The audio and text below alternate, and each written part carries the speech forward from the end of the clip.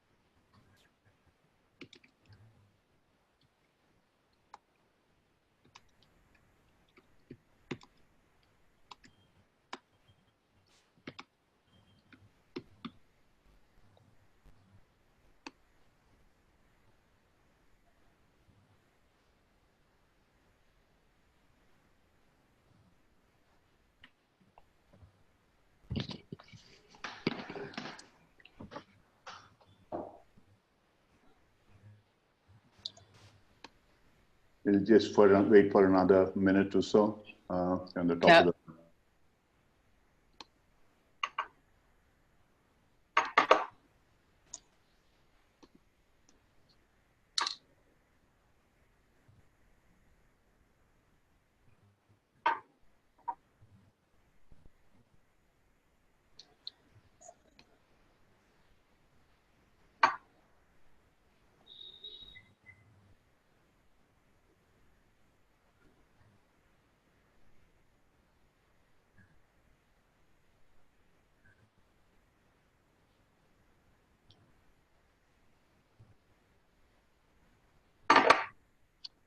Right, Ram, I think we should get started. Yeah. Okay. Thanks, Magda. Yeah. Okay. Welcome to all of you. This is evening time. Good evening in India. Good day wherever you are in the rest of the world. I see people from the US, Brazil, Europe, Netherlands, Chicago, all over the place. So it's different times of the day, and greetings to all of you at whatever time you are, whatever location you are. Today, we are here with both Shushma and Gauri, both of them coaches as well as practitioners of OD, Organizational Development.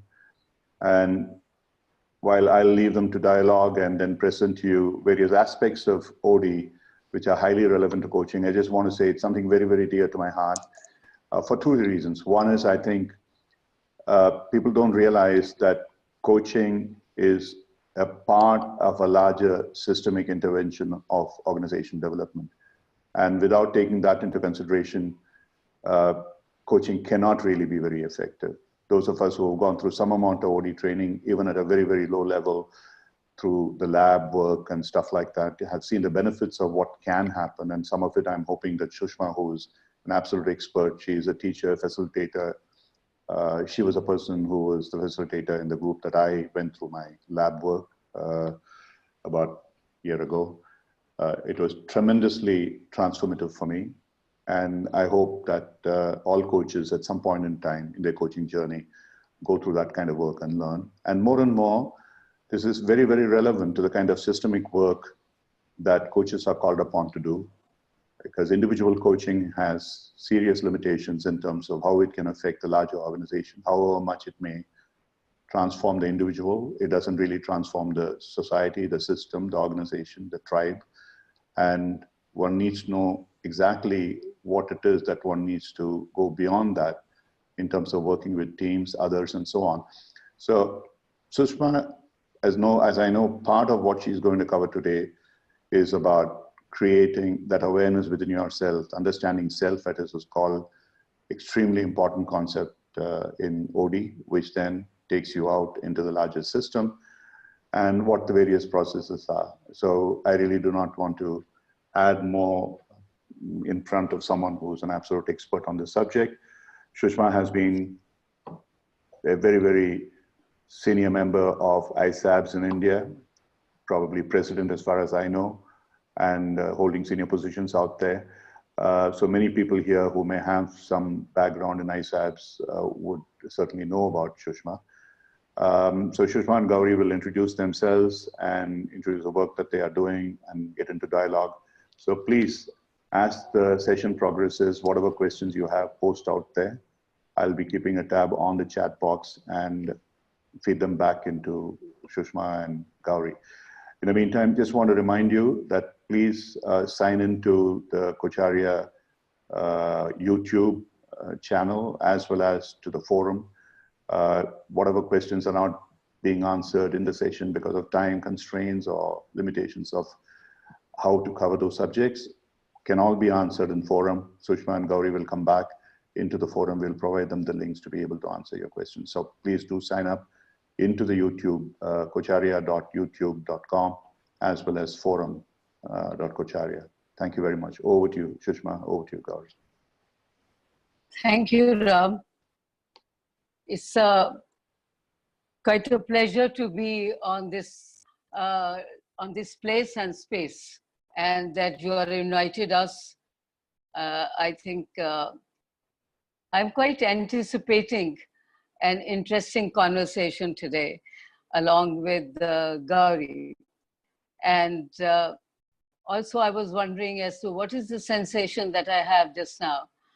At one level, there is a certain amount of nervousness, certain amount of anticipation, and also full of hope that we are able to have some kind of meaningful conversation.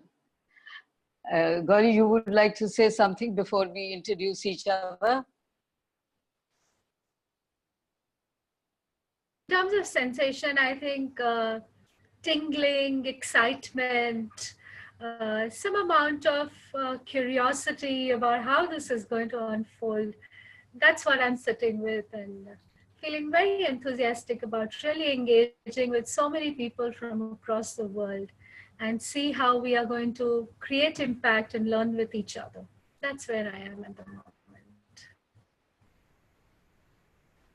Yeah, that's quite interesting, because I'm also very curious about the kind of participants that are, and the audience that is available right now.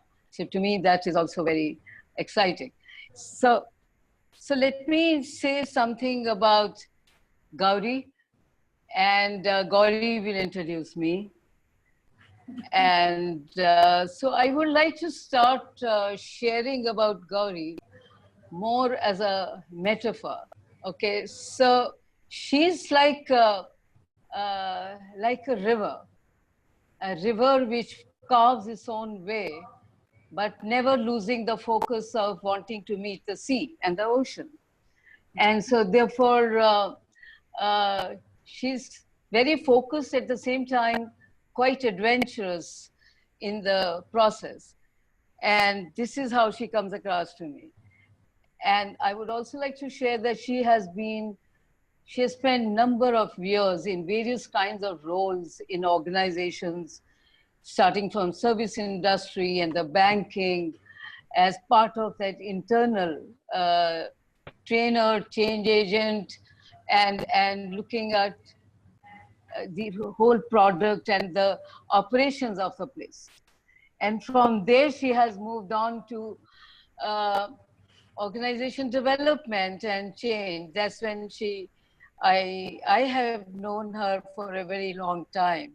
And she came to me and she said, Sushma, now I'm ready for working on organization development, because that is something that I really enjoy because of the kind of work we both did in Oberoi Hotels.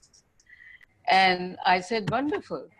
And that's when she started her journey as an OD practitioner. And she did her ISABS journey, and then she also became professional member of NTL.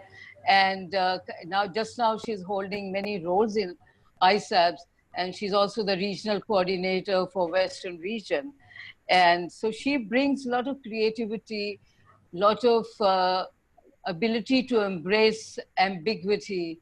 And above all, she really is a very positive person.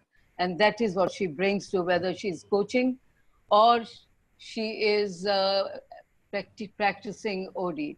The other thing that I really know about her is that she believes a lot in relationships. And so they are very important to her. And so therefore, that's how we continue to connect and work together. So I'm very proud to introduce her just now. That is so glorious, Sushma. Thank you so much. So beautiful to see myself through your eyes and in such elaborate ways. And I think that you know, this aspect about you, about touching people and their hearts and their lives, is what attracted me to you first. This must have been maybe more than 20 years back that we met. And to introduce you is like writing a book, possibly. And so many multiple facets of you that I have seen. So for me, Sushma has been, as an OD consultant, I experienced her always like a gardener, the person who was nurturing, the person who was working with the soils and the seeds that she had, a provocative person, offering love, offering care, offering confrontation. Rather, she calls it carefrontation. Every seed that she has in her palm. It's not for her, it's not about, okay, one tree grows. No, it's not about just the stakeholder. It's more about every person, every aspect of an organization. That was my introduction to Sushma. And many multiple metaphors got added to it. She's like Mercury. There is so much. She's a poet. She's an artist. She is love personified. She's generosity personified. I'm yet to see a person who distributes knowledge with such generosity, and the amount of pleasure that she takes in it, the joy that she takes in it. And I think that is all. This is what Sushma brings to her coaching and to her OD consulting. I have heard over and over since the time, it's now 10 years that Sushma and I are working as OD practitioners and coach together. In the 10 years, I must have heard at least 100 people who have come back and said to her, you know, 20 years back, you did this for us. And that has had a lasting impact. And I would love you to come and do this for my team now. So people have grown through many years and they remember her from that time. I think that's the incredible about Sushma. Okay. Relationships, her ability to keep people in her heart, and her unique ways of. Gauri, your internet bandwidth seems to be unstable, so you might like to switch off the video and just use the audio. Sushma, I guess yours is okay, I hope. Yeah, thank you. Yeah, I hope so. Thank you, Gauri. Although I'm wondering whether all that you talked about is me. So I actually really want to talk to you all from where both of us have left in our introduction to each other. I think I would like to really start with this whole piece that Ram talked about, which is really about use of self as an instrument of change. Because to me, whenever we are trying to change organizations or trying to bring transformation in the culture of the organization, I think fundamentally, I have to first look at myself as to where do I come from? And therefore, what kind of instrument that I am, which is being tuned and fine-tuned every now and then or not. And it's not just about awareness, because I think awareness is just the first part of the whole thing.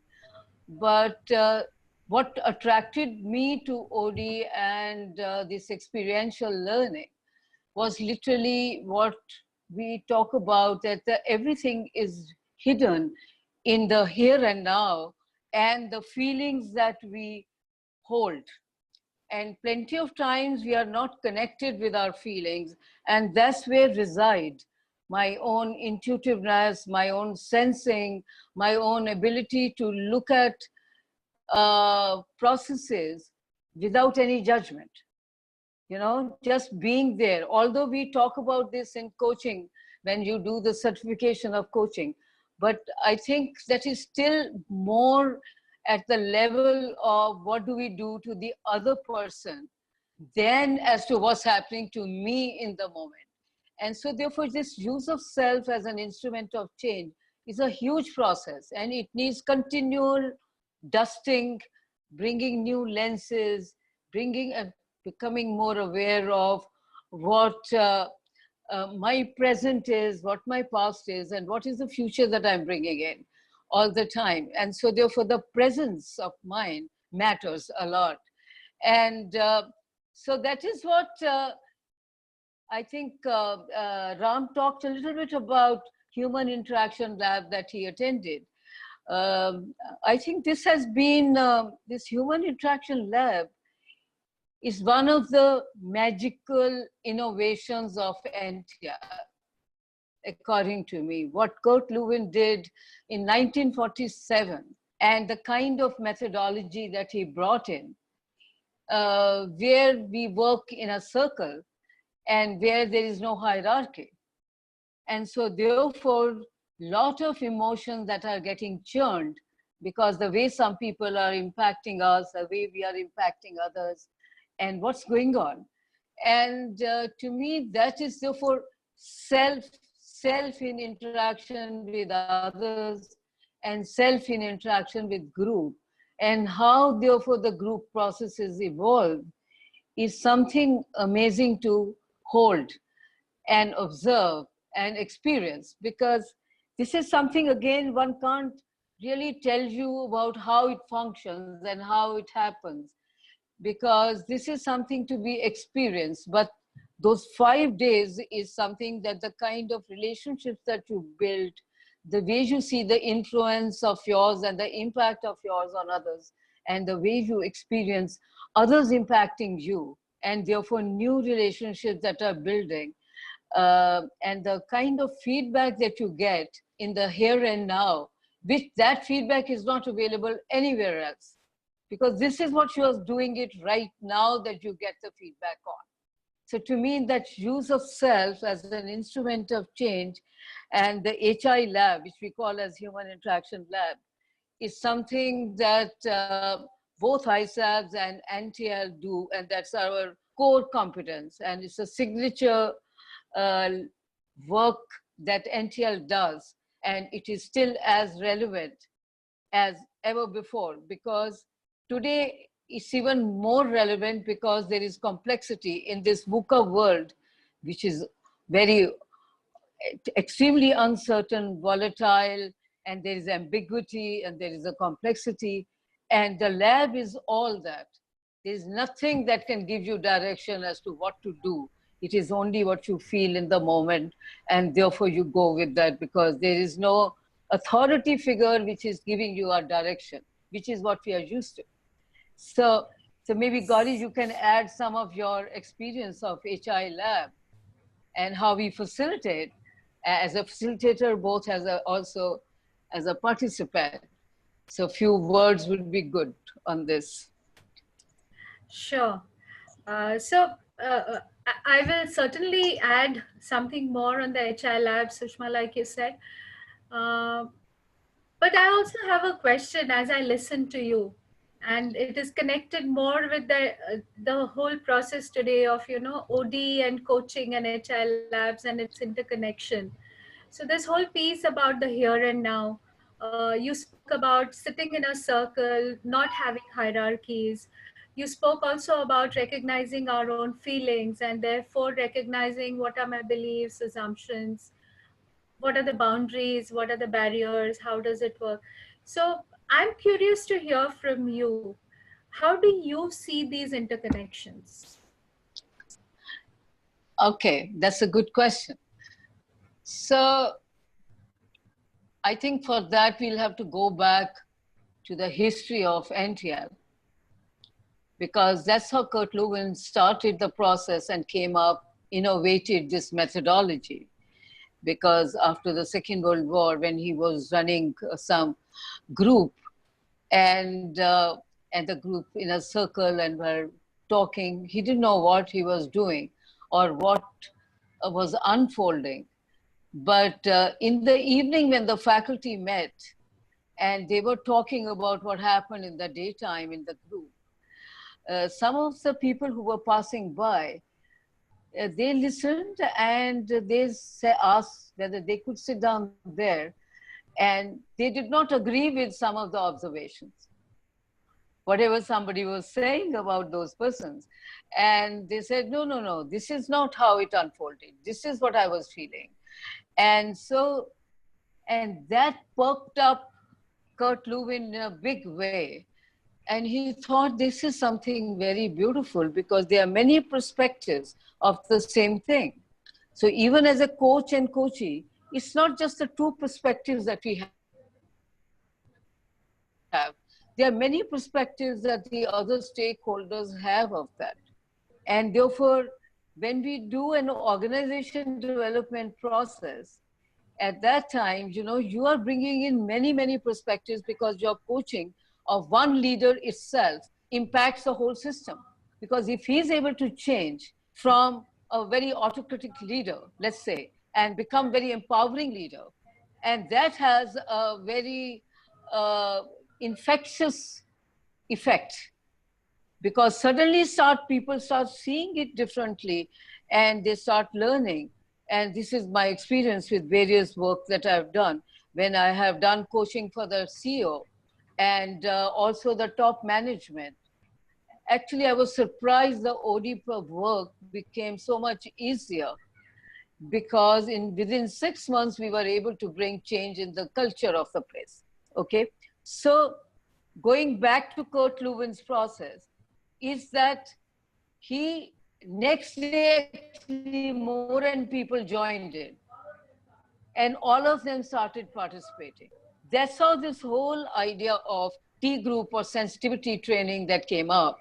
And that is where the OD is based on.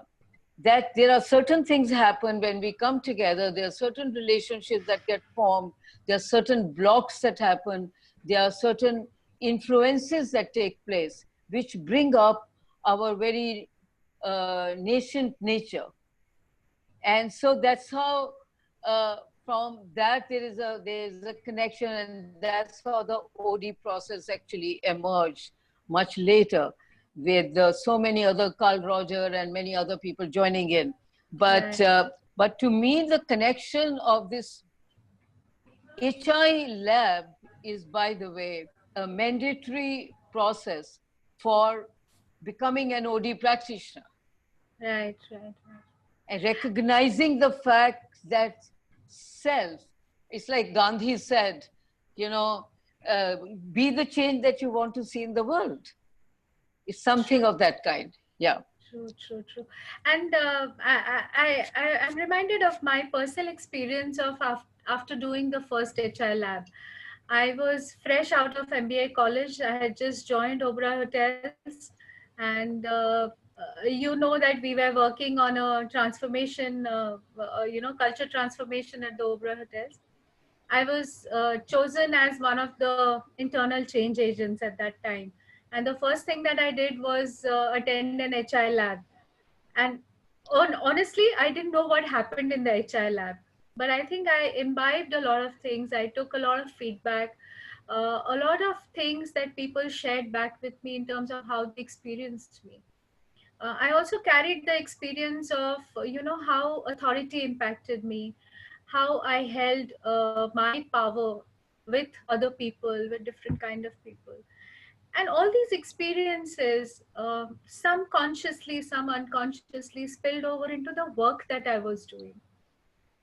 And within the first 4 months, my team started reporting back saying, it's easier to work with you now, because I used to be an extremely demanding, aggressive kind of a person. Not necessarily autocratic, but yes, I was fairly aggressive, fairly demanding. Task used to be more important for me. People were, okay, if somebody had some problem, I would say, okay, go sort it out and come back. So, but the shift that happened in the HI lab, and that also became an intervention into the organization. Because as a change agent, I was able to really steer so much transformation in the departments that I was working with.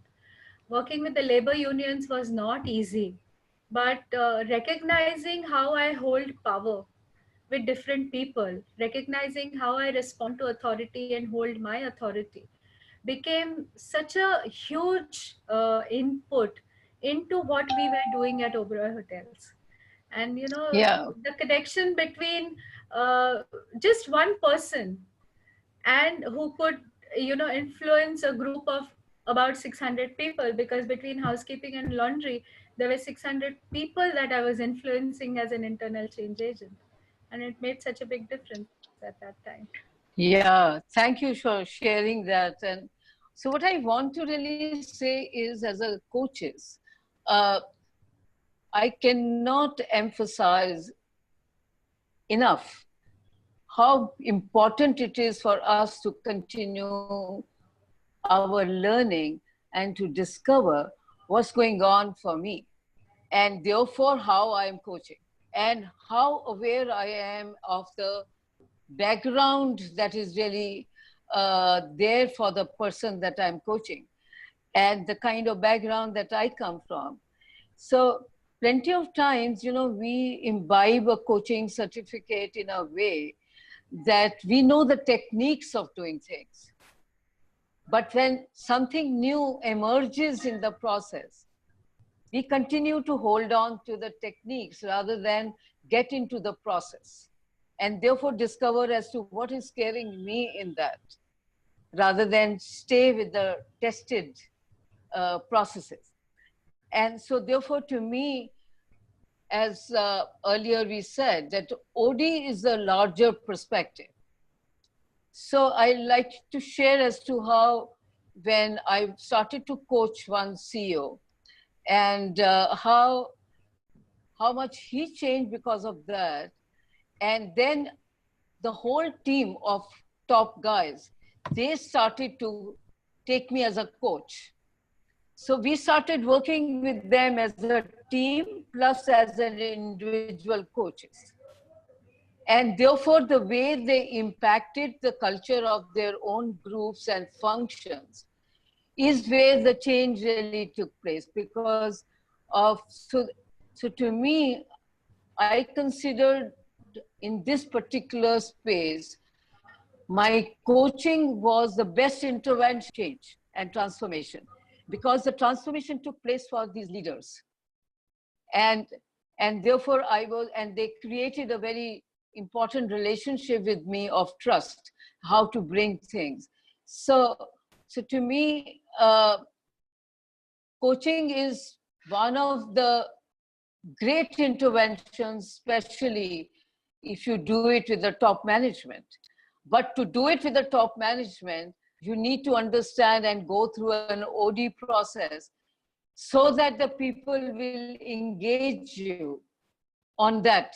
And not only just as an individual coach, but you are actually bringing change and transformation in the whole system by just touching one life in that sense. So we have, are there any questions right now?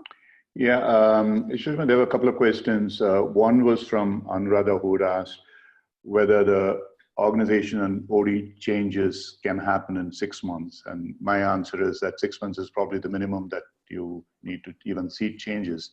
And in my own experience, it takes at least about a year before you can start seeing some shifts. And that's something that you might like to expand on. It's a good question, because actually the real cultural change takes, I normally work with organizations for 3 to 4 years. Okay. And not less than that, because less than that is not, there are certain shifts start happening.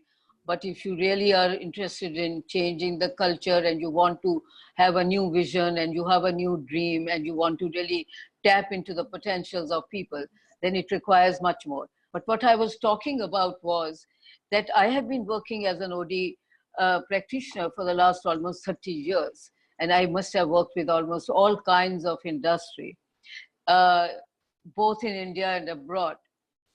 But in this place, this is a new kind of intervention that I had brought in, okay, where we started with diagnosis, and then I worked the first with the team, top on a regular basis as coach to them. And that's where I was actually taken by surprise when about 6 months later, they told me how much culture had changed in the company. And I said, but when did we start? And I thought we had almost spent a year or so. He says, no, we started in April, and it was by November at that time. But so I saw combination of this regular coaching, and there were many things one had to do during that process. One is also interpersonal relationships. So many times I did pair coaching between the CEO and another leader. And I also did team coaching. And so therefore, there were a lot of interventions that one made during that process. So this is one place which surprised me by some fundamental changes that took place in that organization. And that happened within 6 months of time. But otherwise, it's a slow process. It's not. But these days, the problem is that we need to make quicker interventions because the organizations are changing so fast. So the old OD practices, they may not work now. So therefore, doing some more work and different kinds of intervention. For example, today, I use a lot of complexity and complex adaptive system, and which is really working on how do you create a container, how do you really look at the significant differences, and how the transforming exchanges can happen. So today, I am using for OD itself, appreciative inquiry, complex adaptive system, and the various other methodologies, coaching being one of them. So what I'm saying is that once you do your OD understanding fundamentally, and then you have to go through more processes to understand what are the new age methodologies that are coming. For example, a lot of work has happened on dialogic OD, which is not about finding a problem and giving a solution. That is not what OD is all about. OD is really helping the organization to learn to handle their own problem. And you are facilitating that process, which is a huge one.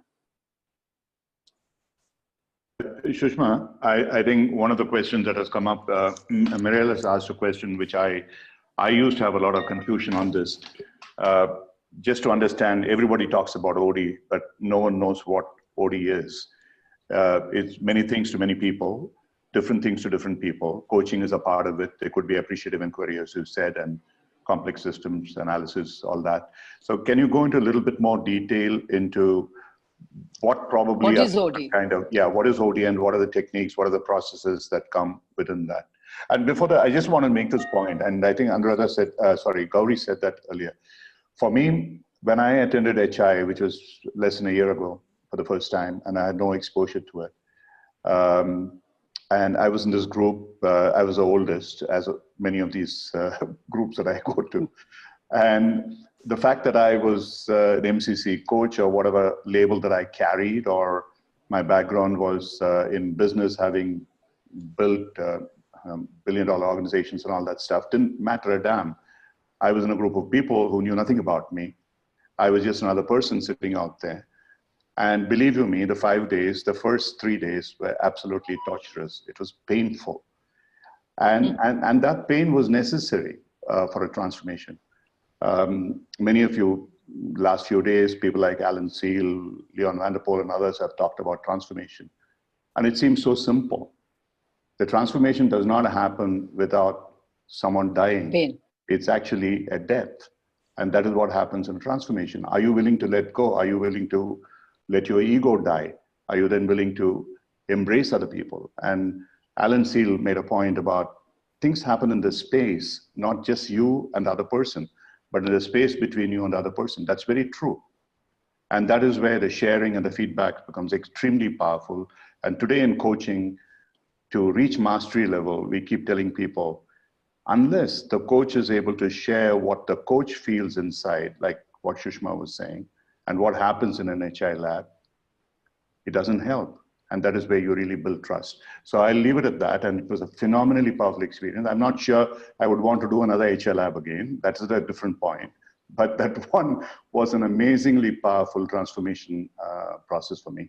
Sushma, if you could explain the underlying principles. What exactly is OD is something everybody struggles with. Yeah. But before that, I will also say to you that next time you come for an HI lab, you know, it will be different. So you are more tuned in, and therefore the next time you should be in my group. Okay. So, sure. Yeah. So Gauri, can you show that slide on definition of OD that we have? And we'll go from there, and I'll explain as to what is the processes and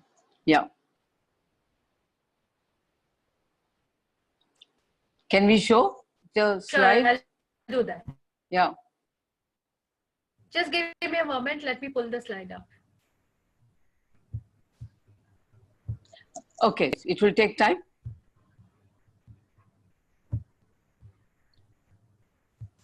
Okay, so let me anyway start. And also as to why I got into organization development. I think these are all very connected stuff. To me, organization development is really a process of plan change. It is when an organization feels the need for change. And change does not mean that there are problems they are facing, or it could also be that the organization is extremely successful and they want to go to the next level. So therefore, when we do this process, it is a very very thoughtful and insightful process, and where we decide on a very planned change and the interventions that will happen. But at the same time, there is an emerging reality too. So it's not like a strategic plan that you make and therefore go and implement the whole thing. So there are certain assumptions underlying this plan change, which is that some things will change no matter what kind of a plans that you bring.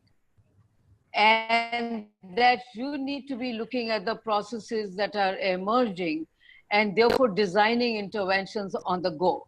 And therefore what may become important at that time rather than what you had planned for. But basic strategy and the dream that your organization holds and you hold. You for a minute. The slides are ready when you want it. Okay, give me now the definition. You can? Yes, I'm sharing. Yeah. Here we are. If you'll take time, then I'll, okay.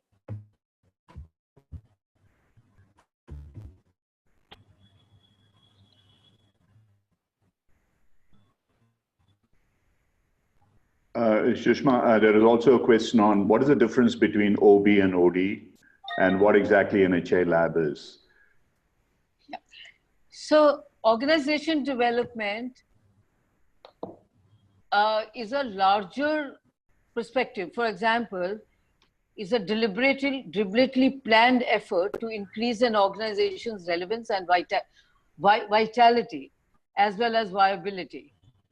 We believe that OD is a systemic learning and development strategy intended to surface and transform the beliefs, attitudes, values, structures of the current organization to better absorb the diversity, challenges, and ambiguity.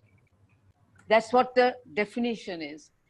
And so what happens is these days, organization development or OD has become a fashion. People who have not even got training in it call themselves as we are doing OD. So even a training program happening in an organization is many times goes under OD as a process. But I think organization development is really based on lot of research and theoretical work that has happened earlier.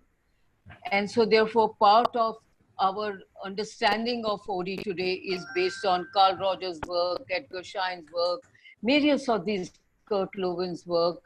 And so therefore how they looked at the organizations and the process work itself. So it is also based on human values. Fundamentally, we are not focusing on the task.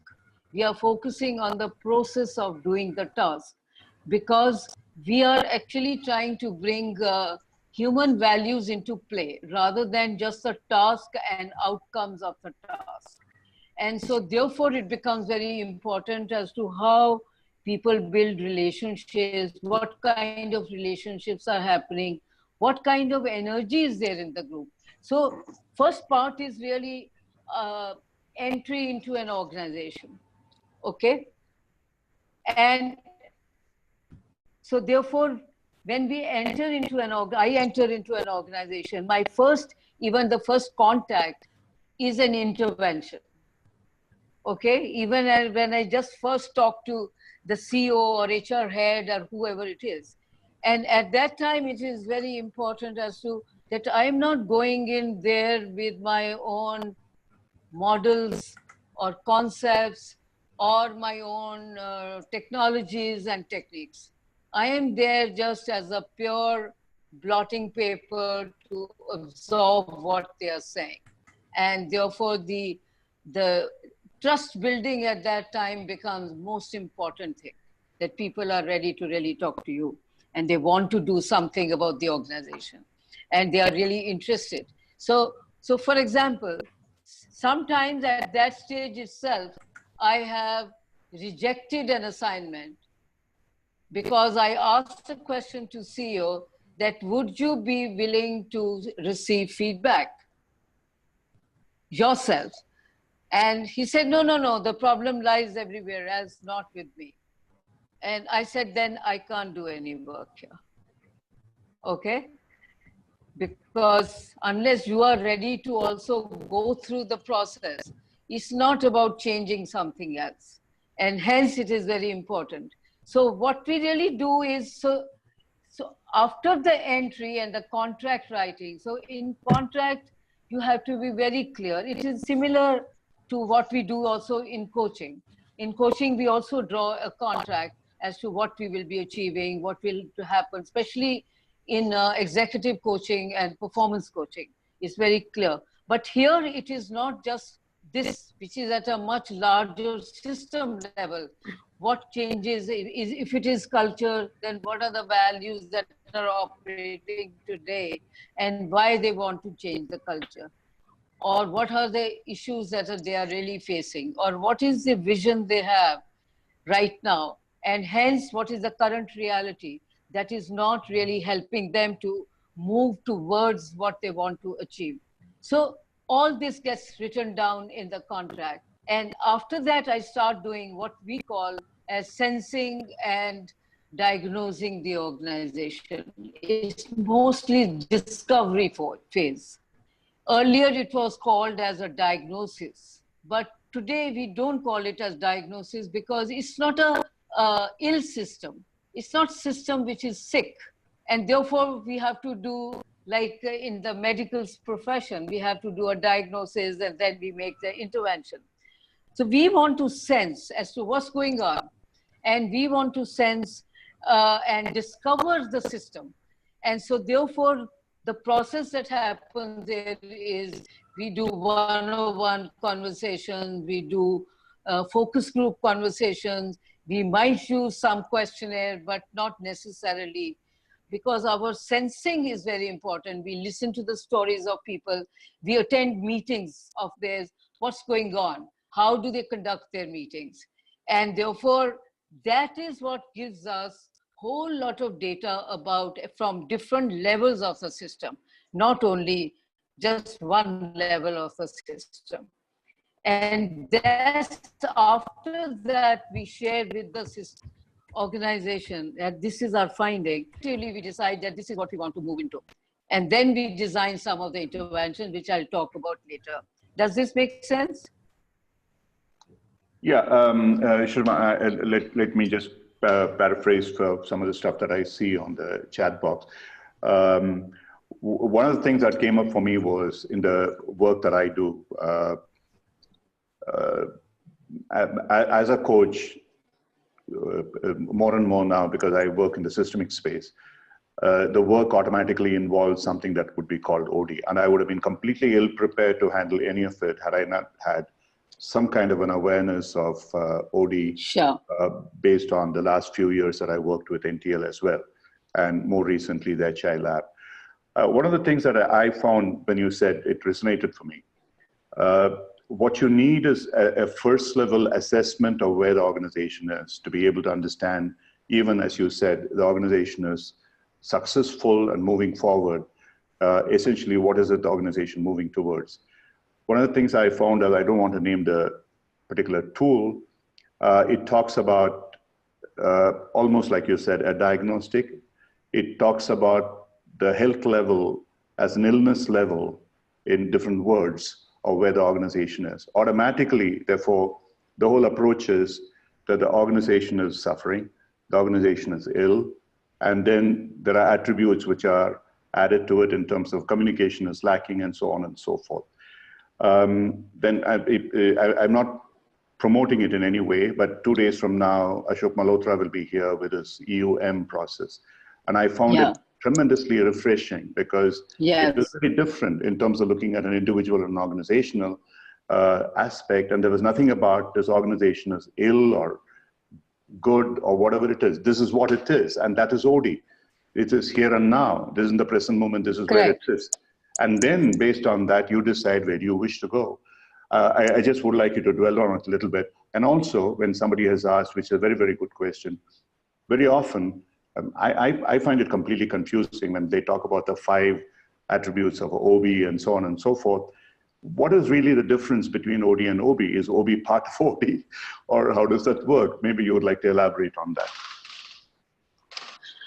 Okay, so I can talk about my OD, the way I do OD, and the way I have developed over a period of time, because it's never that I follow some laid down rules of OD, because I have been innovating just as Ashok Malhotra has been. I know Ashok Malhotra and all that, because I today believe that the current reality, it's not as if we are being called to do something like an expert and giving their gyan to them, or giving knowledge as if we know and we can solve their problem, because that's the first starting point. I don't know, okay? But in the here and now, I can feel, I can sense, I can think, and something happens to me. For example, when I enter an organization, I sense the energy. And to me, therefore, OD works much better when we are able to appreciate things that the organization has done already and has been successful at certain points of time in its life. And therefore, I want to find out what are the conditions under which it was successful, in which its passion was engaged, in which its people were thoroughly and very systemically engaged with the system. And then comes the stage where how do I create those conditions for people to give their best as to in the here and now where it is, and what from the past, the stories that people have, the values that people are operating from.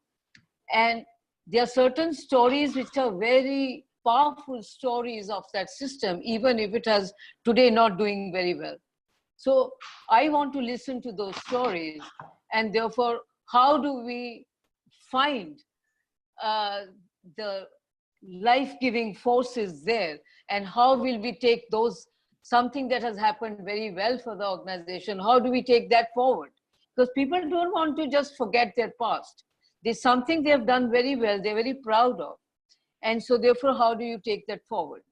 To me, this process, I have to look at my own attitude and value system that I carry, and the understanding that I have for organization system, and what is it that I want to bring. And that to me is what starts creating organization development. For example, you said that you're doing something in the last 3-4 years, which whether you want to call it as OD or not, but the fact is there is a systemically, you're doing something and you're making certain intervention.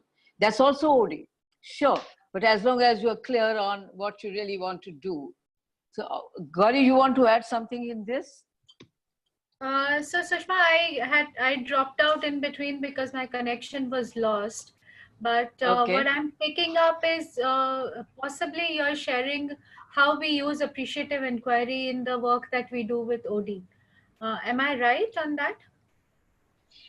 Yeah, it's not, I was not saying that what do we use as appreciative inquiry, but this is how we do OD. Yes, yes. Yeah. Sure. So, sure what I can add to how we do OD in that moment. One thing which I think will be very helpful for us to hear from you is, in my work with you and the way I have learned OD with you, I have seen you use multiple methodologies very seamlessly with each other. You mentioned, I dropped off when you were mentioning that sticking to one model and a stuckness is what may or may not work in an organization. It's about really gauging and sensing what's going on in the moment and being able to hold the polarities, being able to hold the multiple realities. That's something that I have learned with you. And I find that organizations really, really benefit from that, the whole ability to see the polarities, hold them in a creative tension, the ability to see multiple realities and work with all the multiple realities together. And I would love it if you throw some light on how you really bring different models together. How do you use principles from different models together when you are doing OD? Yeah. Okay, so I have never been wedded to one particular model, but I'm wedded to process work. Okay, because to me that process work is what really makes it work.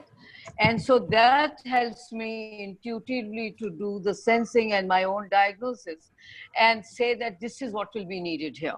So for example, if an organization, there's a lot of conflict in the organization, let's assume, in the, first of all, top management itself, then I think we need to, whatever are the underlying and unstated conflicts, which is on a pseudo harmony kind of a space, that is what I want to bring to the awareness as to what's going on in the moment, and therefore use that. So to me, I think the more and more I add to my own understanding of organizations and understanding of new theories, of new processes that are working in human systems, is where I'm able to combine. So for example, in some places I ask the CEO, it's okay, so what are you really feeling? And he says, I'm fine.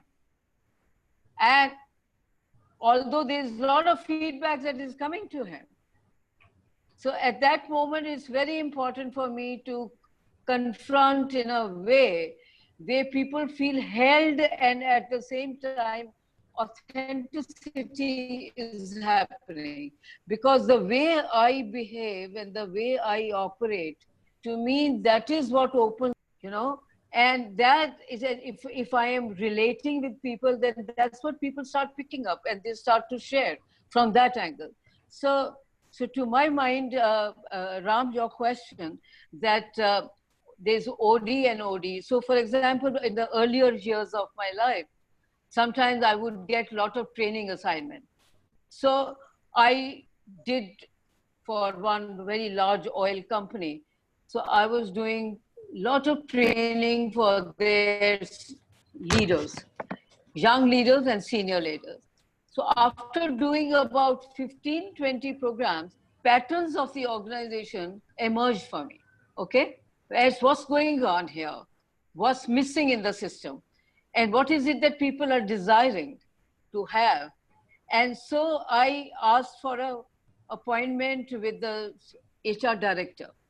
This was happening in a management institute where I was doing. So I talked to him and I said, look, I have enough data to tell you about what's going on in your organization. Would you like to look at it? So he said, sure. So I shared with him all that I had. And then he said, this is a very powerful process. So let's meet the CEO. I said, exactly, I want to meet the CEO. So we met the CEO and we shared with him, because there was certain transformation that was already taking place in the organization. And they were not able to actually decide on what's really going on. They were looking more at strategy, hard facts of organization. And when I shared, so he was quite impacted by that. And then he said, okay, so this is one data we have, but I would like, Sushma, you to now go ahead and go to many of our workplaces in the country and meet people who have 15 years of experience, because they are our future leaders. And then we'll have an intervention with the top management of 30 people. This is exactly what I did. And when I came back, so we had that 30 people there, and I was the only facilitator. I was the only woman among so many men. And so I shared, because something, many places people had said that the senior leaders have reached a level of incompetence. So I shared that as verbatim. And you can imagine all hell broke loose. And then the HR director as well as the CEO came in and they intervened and they looked at the people and they said, this is actually an opportunity for us now to go deeper level. So to me, converting any of the work that you do and the ways you look at the data can become an organization development intervention as well as project. Because then people start seeing the disconnected ends of the whole process and make the connection. And as Gauri said, they are able to see the polarities, the way they are working in organization, and so polarizing the organization. So I need to be able to design, even with metaphor, the diagnosis. Because plenty of organizations, you know, or a system is like a human body. Heart is not working, legs and feet are working, and the hands are working. So when you give this picture, people get to know exactly what's going on.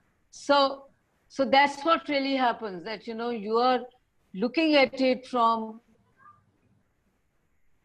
multi-levels of the organization, for which you need to have to be able to bring various approaches to in the service of the organization.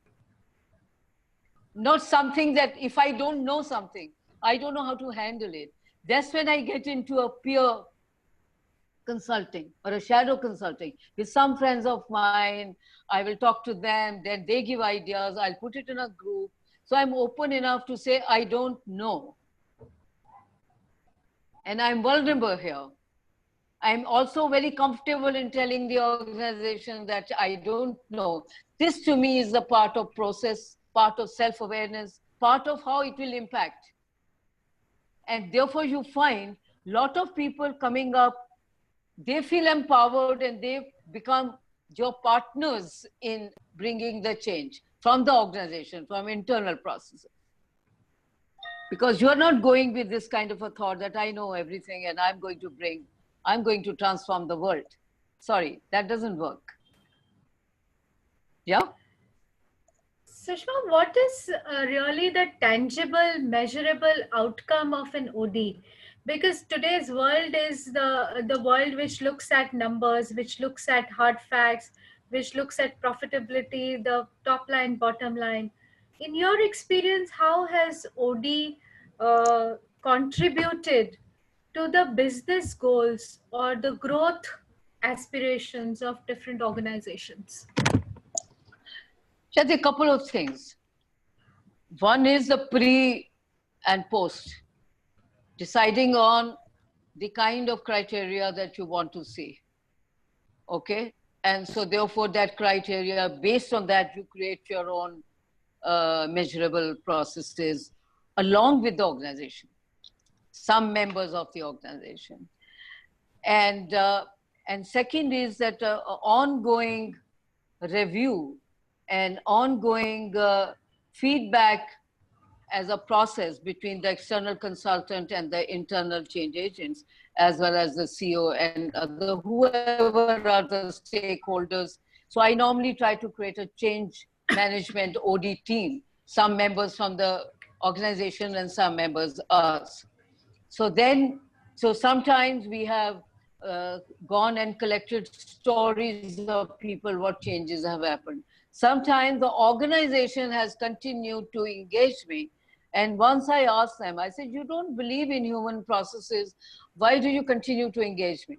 So they said that, you know, after your team building processes are the amount of money that we saved, because the people collaborated and earlier they used to work in silos. So they had very tangible results. And I told them, I said, you should have told me. But there is possibility of doing, bringing tangible to intangibles. You know, so there is no such thing that it is all hazy and we don't know what's going on. It can be measured in no uncertain terms. And I think we need to be very open to this ongoing feedback, even with one intervention that we make. What worked and what didn't work. I need to be open to that and they need to be open to that so that we are taking it forward, just as we do also in coaching. Was that session useful or not useful? Where did I block? What did I do? Yeah. I'm remembering one of the OD interventions that we did in an FMCG organization. And if you remember, we started with the Western region and then it spread, you know, the interventions, we also took it to the North and the South. And at that time, Eastern region was the one which was really struggling in terms of its revenues. But if you remember, one of the sales managers had come into the intervention. Yes.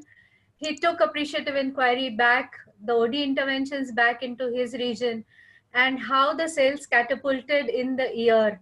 And at the annual meet, I still remember how he had called us and said, you know, we are the best performing region now. And the awards that they had taken back. I'm remembering that entire episode of, you know, that 1 year of engaging in the Eastern region of India with the sales team. Yeah. So I think the talent lies when we learn about here and now and the process work in OD, because OD is all about process work as to how things happen, how interactions take place, and therefore what are we observing and what are we bringing to the system from our observations. Because observation is a very important aspect of the whole thing. And so therefore, that is where the things start moving. And then to be able to design interventions, which will be very useful. So that's where my repertoire has to be much wider.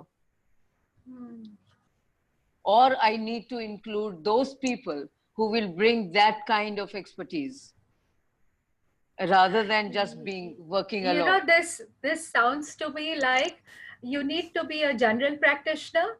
At the same time, you also need to be a specialist, and you also need to have a collaboration with a few other specialists who can bring in, you know, what is required in that moment.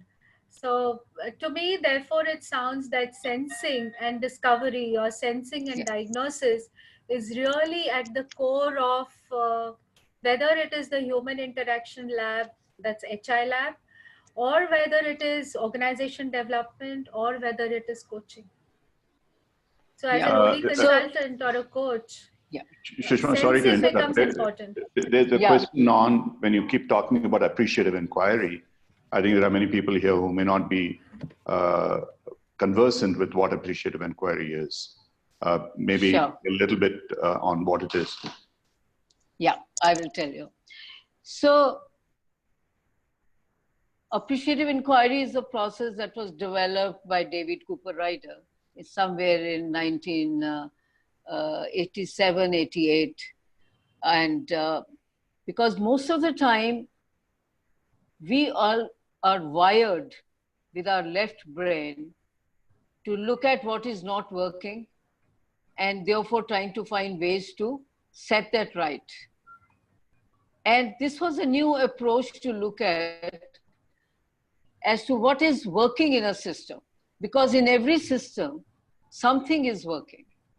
You know, even in our lives, for example, something is doing very well and some things are not going very well. Now, it depends on what I want to focus on. So there's a lot of research and work that was done after that on saying that, can we focus on what is working? And every human system has certain moments of great transformation and great output. And we need to find that and learn about that. So the whole thing is based on narratives. Narrative is storytelling, and therefore finding out what gives life to a system, and therefore amplify what is working in a system. So for example, if you are looking for, say, collaboration in an organization, that people have silo mindset, okay, this is a typical thing, or there is no communication that is happening, or that there are too many conflicts. You look at any such issue of the organization. So the way we will operate, and that's a whole OD process through appreciative inquiry itself, which is the same. Here we will then look at as to, for example, in collaboration, there will be some instances in the system where collaboration has taken place and they achieved great. For example, when floods happened in Bombay, and how the organization people, they combined together, they came and they were helping each other, stayed in the office, also did the work, you know. So there was something happening there at that time, which brought the whole system together. Or so we try to find stories about, and we create questions around that. And so you guys are also aware in coaching that empowering questions are very important. So here the questions are more open-ended, and we ask for stories around that. Share with me a story when there was a collaboration happened in your department and people forgot about their problems with each other and they came together and they achieved great results. And then we get into interview process, which we call as appreciative interview with each other, with different people, and collect data from those stories, and then find that in certain situations, and when we mine the data, we find that certain situations, the conditions, for example, were there was a lot of trust in the system at that time, or people were given a lot of decision-making powers, or people were given a lot of freedom to work. And that's when great stuff happened. So then we find out that how do we create those kinds of life-giving forces and the conditions for that, where people will take responsibility themselves and they take initiative and they move forward. Yeah. So therefore, there is a 5D model that we have in appreciative inquiry, which talks about, first D stands for defining. What do we want to discover? Okay. What do you want to discover? If it is potential, if it is leadership, anything, if it is risk-taking. So you define the themes that you want to discover in the system. And then you do the discovery. That's the second D. Discovery is through interview process, and then is the dream stage. So the dream here is different from the traditional way of looking. With vision, we talk about, we have this vision and we move forward toward the future. Whereas the dream is, we dream what we wish to see, and we bring the dream into today, in the here and now, and we start operating from there. So therefore we do it now. And from dream stage, we go to design stage. So dream is at 30,000 feet, and then we come down to a lower level, and then is the destiny. So people then, basically they volunteer to do many things rather than have action plans in that sense. So the will to do things becomes so much more, and everybody is together in that. So there's a very positive core that has been ignited in the system. So we work with that positive core rather than finding out all the time, giving only negative feedback, because one has found that 80% of the time is spent in organization on 20% of the negatives. And all the time actually is spent on that, finding out how to remove that. And 80% good things that have happened, people don't spend any time on it, as to what made it work. So appreciative inquiry is that people can go into Google and write appreciative inquiry. There's a whole lot of literature on it. So I use that approach now as an OD process. So Jane Watkin was from NTL, and we created actually, even HI lab we created as AI HI lab, appreciative inquiry, human interaction lab, in which me, Walt, and 2 other people, we spent about a year in creating that lab. So everything is about, for example, you said that pain is where the light enters, where the growth takes place. That's what Rumi also said, which is true. But at the same time, the light also happens when your passion is ignited and you discover that this is what you did so beautifully, which people have not listened to you. You have not talked about it. We don't talk about those things.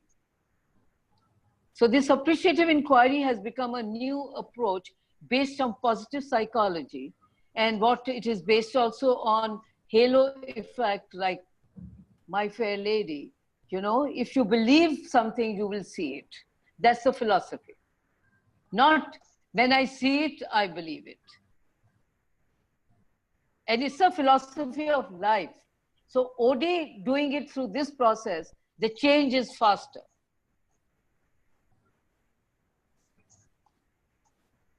Yeah. Does it answer your question? But I could come and talk about appreciative inquiry for 3 days. So. Yeah, in fact, I was just sharing that as coaches, we can use appreciative inquiry very, very powerfully, especially working in teams. And there's a process called SPEED, SPEED, Yes. which I had used with appreciative inquiry. Actually, it was presented at the Johannesburg conference, Global AI, which was Yes. organized by David Cooper-Ryder. So it's extremely powerful. I totally agree with you. And very much the dream is based on the outcome proposition, and it ends with design and actually a collective accountability, which leads to the so-called destiny, which is really a process that takes care of it. When I earlier asked a question, somebody had asked that question, I just wanted, I said OD and OB, organizational behavior. So there's a lot of confusion in many minds about which one belongs to what. And my personal belief is that organizational behavior is a part of the process work that we do in organizational development in terms of multiple things that need to happen. What's your view, Sushma? Yeah, I agree with you. It's embedded in theories of organization behavior. OD is embedded in. Because a lot of theories that OD we are using, they come also from organization behavior, or more than organization behavior, applied behavioral sciences. So organization behavior is just one branch of it. Yeah, absolutely. So yeah, essentially some of the questions have been with respect to how you would exactly apply it with leadership teams, though you talked about with CEOs and so on, where it is most effective. You did give some, I think if you want to go into a little deeper in terms of any specific processes, we have about 15 minutes left. Yeah, sure. That would make sense. Yeah, thank you. For the top team? Yeah. Sorry, so, in leadership teams, yeah. Yeah. So for example, I'm doing, actually, I specialize more in that. So what I do when people engage me sometimes I'm making just an intervention into a system. I'm not a OD practitioner there, but many times I am the OD practitioner with them.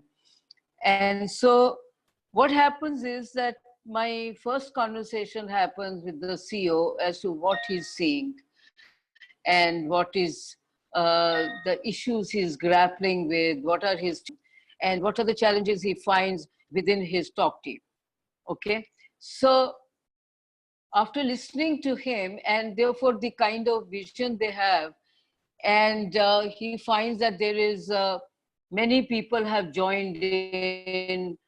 They are new people, and some of the people have grown in the organization and they are part of that system. And so therefore there is a lot of silo mentality in the system and in the people. So they, even when they come for meetings, they're hardly listening to what the updates from the other people are. And he would actually like to be out of that meeting and see that there is a shared leadership process happens and the people are able to manage all this by themselves. So I said, okay, so let me meet all your people.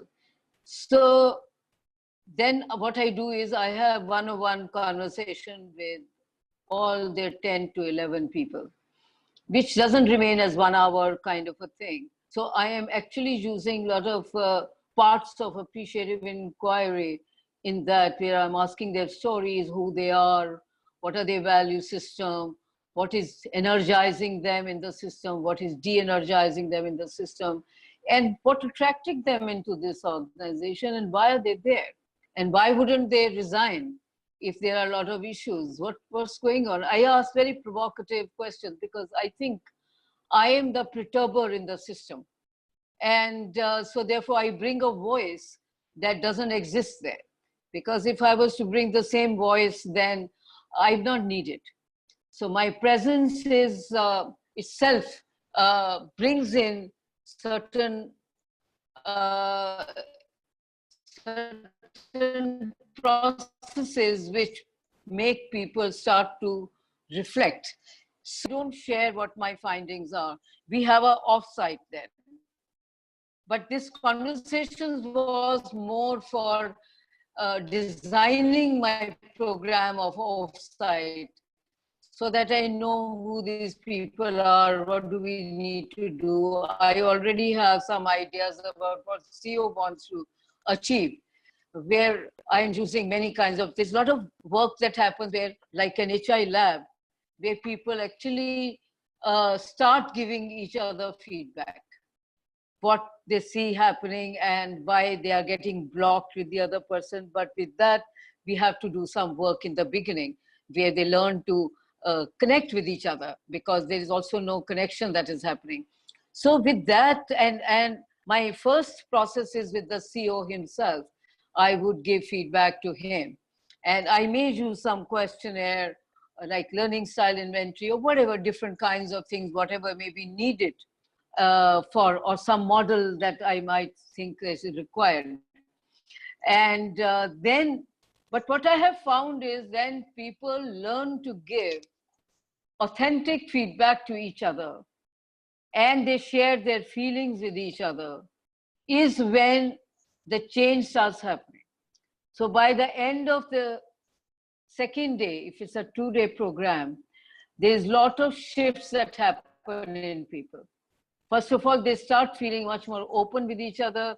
They start feeling this is the first time we have really talked so openly with each other. And that's when they end up actually creating, like recent work that I was doing, that group actually created a process for themselves as to what would be our norms of engagement with each other in the meetings, what kind of culture we are building. And now it is 2 months down the line. So I was meeting them yesterday and they told me that they are following those norms. One of the norms was no laptops or no phones in the meetings. And they are not allowing anybody to take. So after this, I am now, so actually we are working and we have called the project Happiness at Work. Okay, so that people are very stressed out, and how do you create where people are feeling happy and they are really looking forward to coming to the organization. And so now we are working with the next level of group and having an offsite with them. We shared the data that we collected also through a questionnaire of the whole out, what kind of energy is blocked, what kind of a mindset is there, what kind of relationships are not happening, and how, whatever all the things that were going on in the organization, and it made a lot of sense to people. So now we are making interventions in the coming months, which are really based on that, and each intervention will be with different levels of people, and also creating certain change agents within the system who will take this forward. So it's a very planned process in a way, and we have already taken those decisions, and that's how then, and therefore my work with the top team will continue over the next few months. I'll be meeting them once in a month, and I'll also be coaching some of them. What I want to add to this, Ram, I'll just add something to what Sushma said. Just give me a moment. What I want to add to what you're saying, Sushma, it's a planned process of developing the leadership team. However, it's also unstructured enough and flexible enough to respond to emerging reality, because leaders are shifting and seeing their own changes in different ways. At different, the pace is different, the time is different, and so it's again the polarities of planned and flexible that we are holding as OD consultants in this place. Sure. Yes, Ram. Yeah, there was a question, someone wants to know more about the HI lab. I just put in there, many people were not familiar with the word HI, so I said it's sensitivity training, T group sessions, all that kind of stuff. So if you want to put it in a nutshell, we have another about 5 odd minutes. Yeah, sure. So HI is actually stands for human interaction. And the lab is really about experimenting and experiencing in the moment. So just as things happen in a controlled environment, and that's why we called as lab, because this is a space we create safety for people to really go deeper into it. And the objectives of the lab are stated very clearly, which is about self-awareness, which is about impact of self on the group, group's impact on the self, and therefore the kind of relationships and the blocks that we experience, and understanding the group dynamics. These are a couple of objectives that we keep.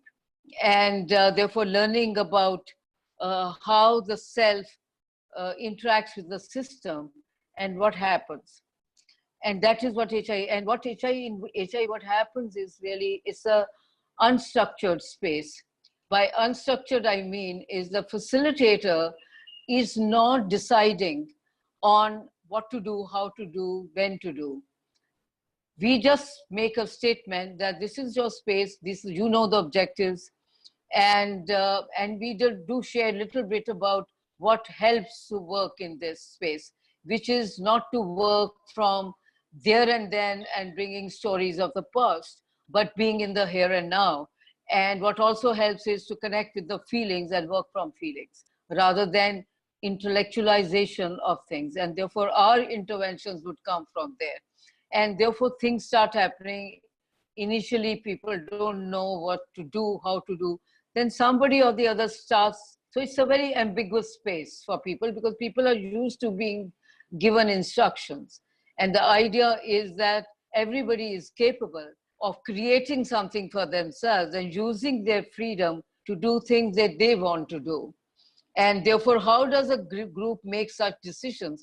They become very important. So for 5 days, we continue in the same kind of a space. But in Human Interaction Lab in NTL, we also do some experiential learning first 2 hours of the day, where some conceptual understanding takes place through an experience. For example, up and down, what's happening in authority, and when I become powerless, or things like how to give feedback, or what happens in a group dynamic space. So different kinds of things we decide to do, which may be relevant to the group and the way it is happening. And so therefore, we do sessions in the whole day, as well as we give some space for free time and reflection. And then we have a session in the evening around 7 to 9. And so people actually start to interact and build relationships in a very intense way. I'm sure, Ram, you must be also connecting with people right now. But this is what it's a human interaction, and you are going to make sense of human interaction, how you are interacting, and you get feedback on how you are interacting, and you give feedback. And feedback is not in terms of past, it is in the moment. For example, I'm speaking just now, and you are experiencing me in some ways. And so you must be having some feelings. Oh, there's too much he's talking, or is it that, is it making sense to me? Whatever kind of thing. So some of that is coming in form of question, and then we can interact in that. But I would like to know what are the feelings that you have right now after listening to me. Just a couple of people who just write their feelings. And no thinking word, just one word. While they're writing, Sushma, just wanted to point out, the one most powerful lesson that I took away from the HI lab was how what I say lands on somebody else. Yes. Feedback. I think that was the most important lesson for me. And for many people like me who are type A's and STJs to start with, I think that was a great lesson. Yeah. So there are some answers coming up there. I will define it for you.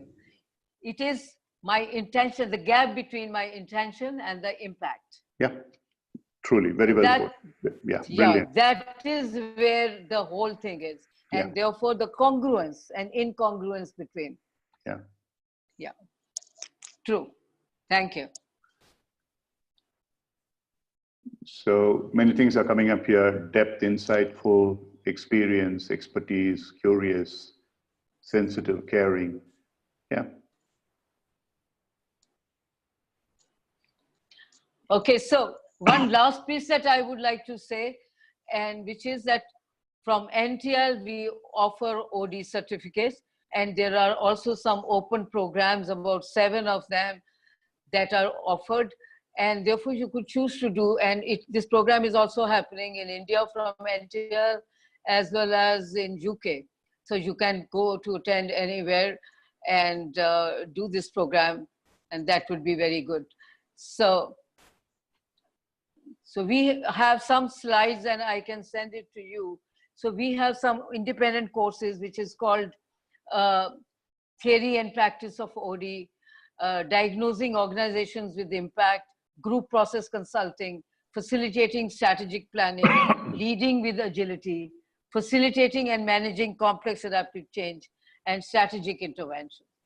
And all of them also form part of OD certificate program, and in which Human Interaction Lab is the first module that happens. So you can look at this, and I can send this PPT to all of you, and you can have a look at that. Yeah.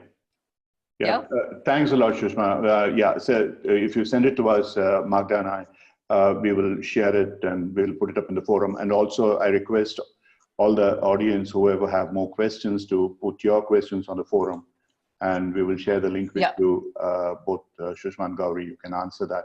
And thank you very, very much. And all I can say is to conclude that I benefited tremendously from my interaction with OD and learning with NTL. And I'm sure it'll add tremendous value to all coaches. Thank you all audience for staying with us, and hopefully this is something, a journey that you would like to pursue. Thank you once again, Sushma. Sushma conducts, leads the HI labs. It's not, nobody conducts them. It's actually a facilitator who's there as an equal with you. She does HI labs in India and some of the other courses as well. She did it for a group of us in UK when I attended this. So it's a great thing to do. Try and do the HI lab at some point in time in your life. Thank you, Gauri. Thank you, Sushma. All the best. Take care. Thank you so much. Pleasure being here. We enjoyed ourselves. Thank you. Thank you. We did too. Bye-bye. Good night. Good night. Bye. Good night, all. Bye-bye.